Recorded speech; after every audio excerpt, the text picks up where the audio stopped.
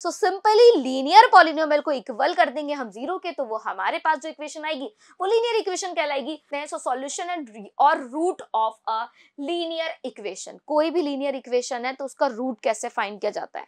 At least एक solution मिल रहा है तो वो हमारे पास में कंसिस्टेंट सिस्टम होगा, और अगर एक भी सॉल्यूशन नहीं मिल रहा है तो हम उसे कहेंगे वो इनकंसिस्टेंट सिस्टम।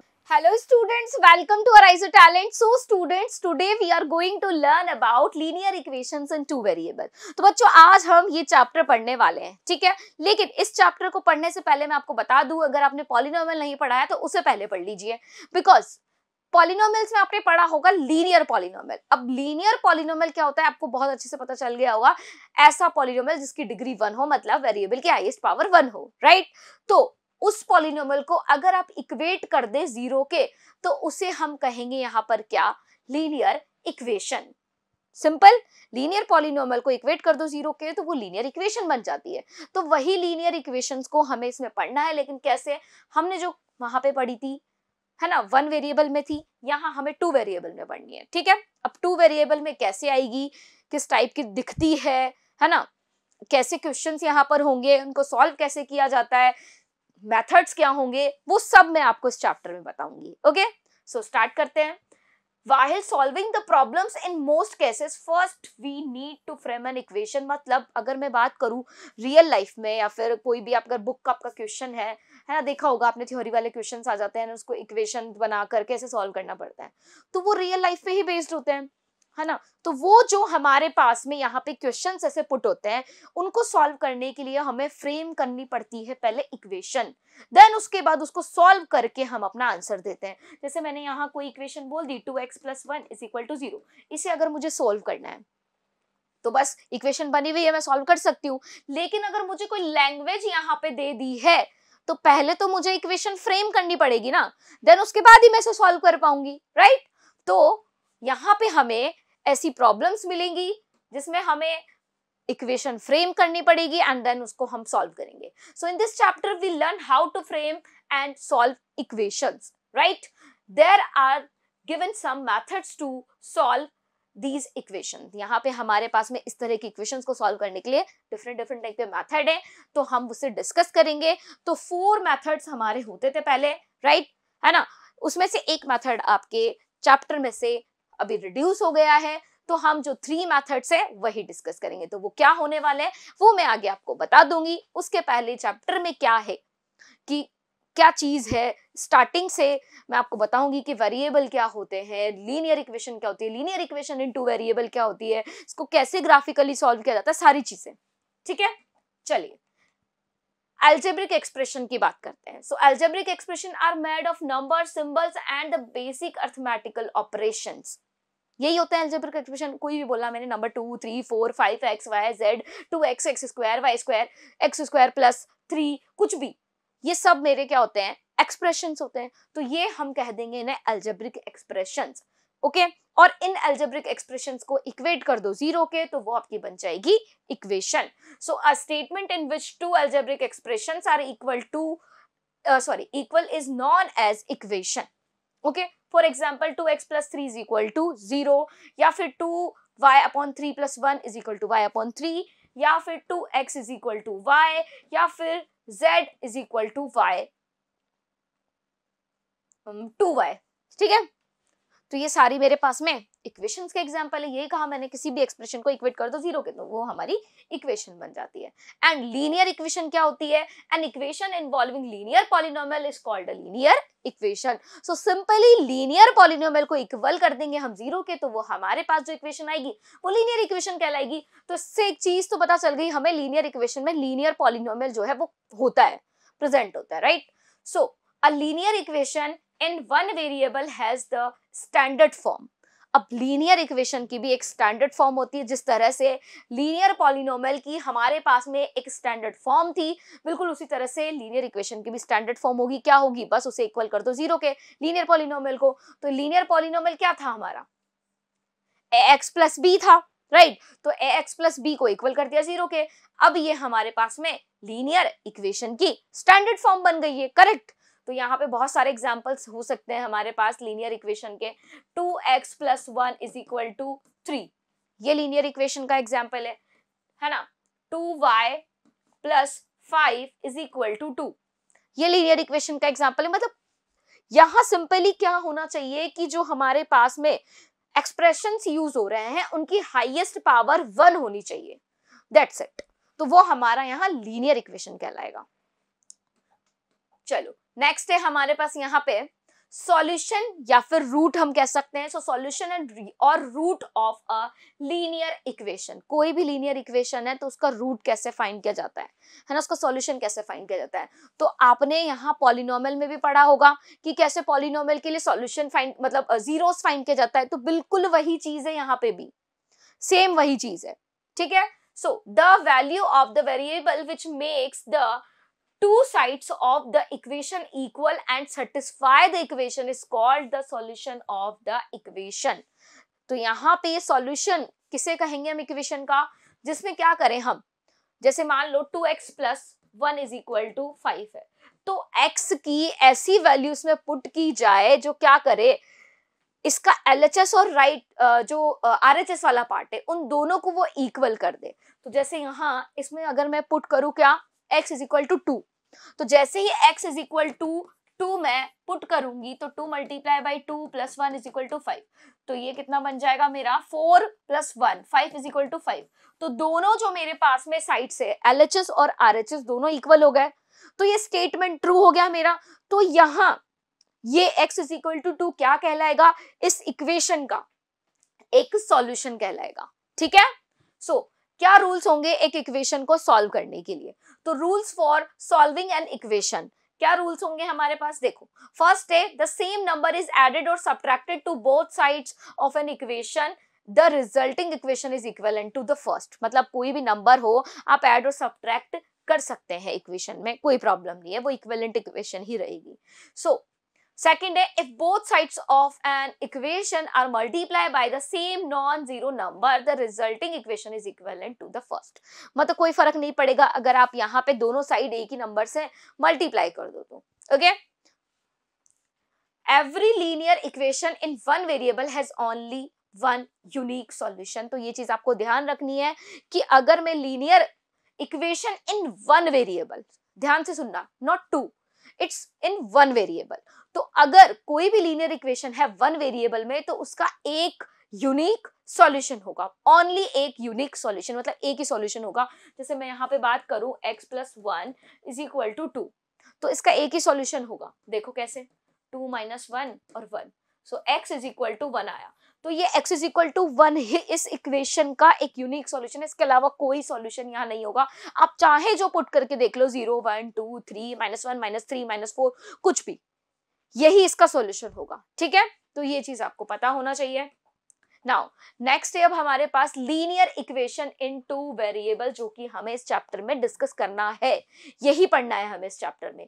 सो इसके लिए हमारे पास में जो जनरल फॉर्म होती है linear equation in two variable की, वो क्या होती है, ax plus by plus c is equal to 0। So is called the, ये जो बोला मैंने, it is called the standard form of a linear equation in two variables if a हमारा जो है वो 0 के इक्वल नहीं होना चाहिए, b भी हमारा 0 के इक्वल नहीं होना चाहिए, right. And A B C जो है वो रियल नंबर्स को बिलोंग करते हैं, मतलब ए बी सी हमने कहाँ से लिए हैं, जो रियल नंबर्स से हमारे पास में उसमें से कोई नंबर हमने लिए हैं, है ना, कांस्टेंट वैल्यूज है ये हमारी, right. For example 2x plus 2y is equal to 7, 2x minus under root 3y is equal to under root 5, ये हमारे पास में इक्वेशंस है, लीनियर इक्वेशंस इन टू वेरिएबल। तो 2x plus 5y is equal to 0 लिखा है, ये भी हमारी linear equation in two variable है ना। 5z plus 2y is equal to 3, ये लिखा है, ये भी हमारी लीनियर इक्वेशन है, okay. So the equation is linear equation in two variable if neither x nor y is under a radical sign। मतलब यहां पे हमारे पास में कोई भी x हो या y हो, कोई भी अंडर रूट में नहीं होना चाहिए। जैसे मैंने अगर कोई इक्वेशन लिख दी 3 under root x plus 5y is equal to 1, तो ये मेरे पास में लीनियर इक्वेशन नहीं होगी, बिकॉज x जो है वो हमारा रेडिकल साइन में आ गया है, मतलब अंडर रूट वाले साइन में आ गया है। जैसे यहाँ पे इस इक्वेशन को अगर आप देखें तो अंडर रूट यहाँ भी यूज हो रहा है, लेकिन y या x पर नहीं है, कांस्टेंट वैल्यू है अंडर रूट 3 तो, राइट? तो आपको ध्यान रखना है अंडर रूट नहीं होना चाहिए। Second, neither x nor y is in the denominator, मतलब 1/x plus y is equal to 1, ये भी नहीं होना चाहिए। 1 जो है वो मतलब x जो है वो डिनोमिनेटर में नहीं आना चाहिए, ना ही y आना चाहिए। क्लियर? तो ये भी मेरी लीनियर इक्वेशन नहीं होगी।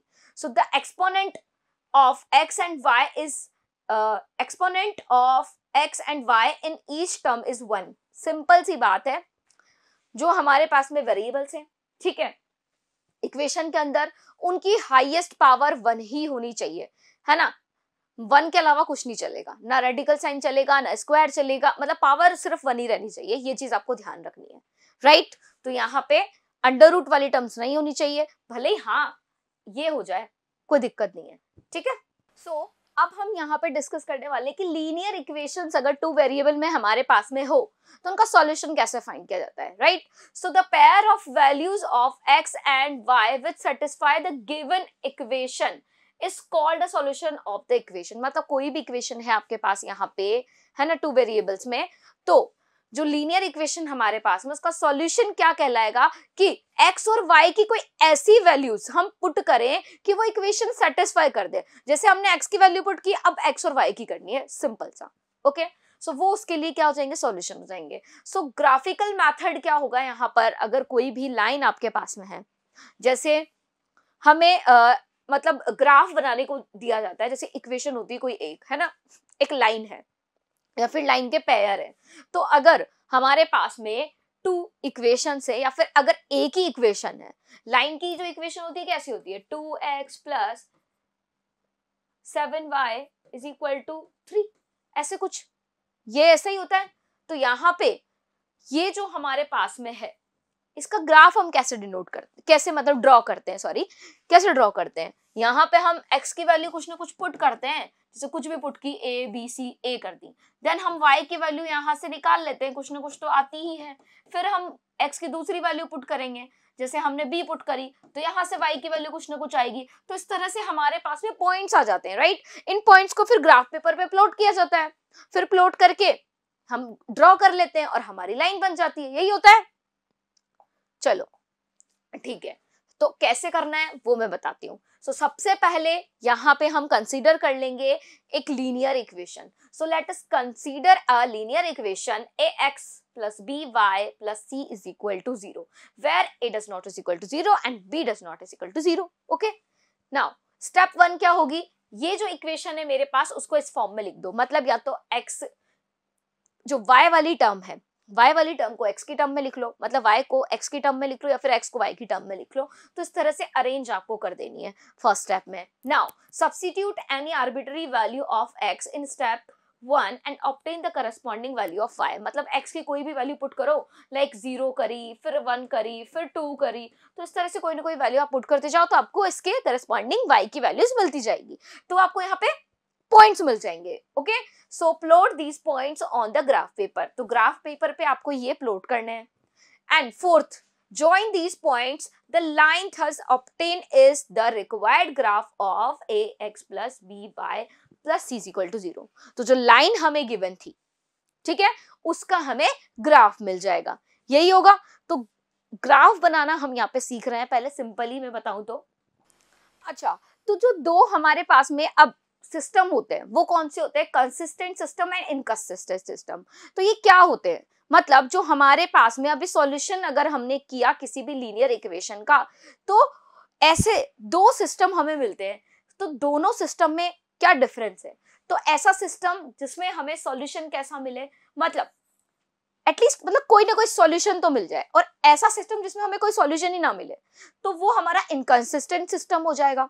मतलब यहाँ पे सिंपली हम कहेंगे कि अगर सिस्टम का कोई भी लीनियर इक्वेशन का अगर हमें एटलीस्ट एक सॉल्यूशन मिल रहा है तो वो हमारे पास में कंसिस्टेंट सिस्टम होगा, और अगर एक भी सॉल्यूशन नहीं मिल रहा है तो हम उसे कहेंगे वो इनकंसिस्टेंट सिस्टम है, राइट?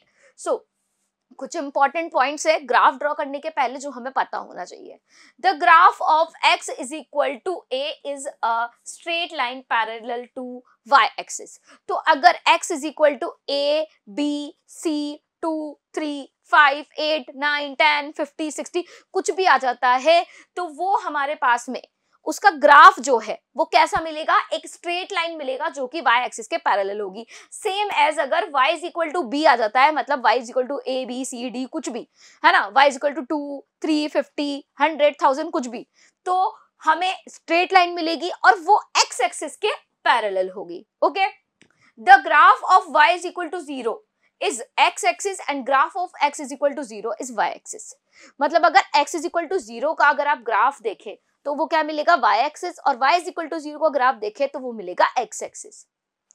ठीक है, फोर्थ पॉइंट है, if there is no constant term in the equation then the graph of ax plus by is equal to 0 will pass through the origin। मतलब 0,0 जो हमारे कोऑर्डिनेट होते हैं ग्राफ पेपर पे उससे होके हमारा ग्राफ यहां से जाएगा। तो अगर ऐसी कोई इक्वेशन है जिसमें कांस्टेंट टर्म नहीं है ना, कांस्टेंट टर्म ही नहीं है, तो उसका ग्राफ जो है वो ओरिजिन से होकर जाता है। ये चीज आपको ध्यान रखनी है, राइट। चलिए अब हम एक एग्जांपल यहाँ पे देख लेते हैं। सो two rails are represented by the equations x plus 2y minus 4 is equal to 0 and 2x plus 4y minus 12 is equal to 0। Represent this situation geometrically. तो हमें ये ज्योमेट्रिकली रिप्रेजेंट करनी है सिचुएशन, मतलब ग्राफ बनाना है सिंपली। तो कैसे draw करते हैं ग्राफ, बहुत इजी है। सबसे पहले इक्वेशन 1 लो, x plus 2y minus 4 is equal to 0। ठीक है, अब देखो यहाँ पे हम क्या करेंगे, ये जो हमारे पास में इक्वेशन है इसकी हमें ग्राफ ड्रॉ करना है, मतलब लाइन बनेगी डेफिनेटली क्योंकि लीनियर इक्वेशन है।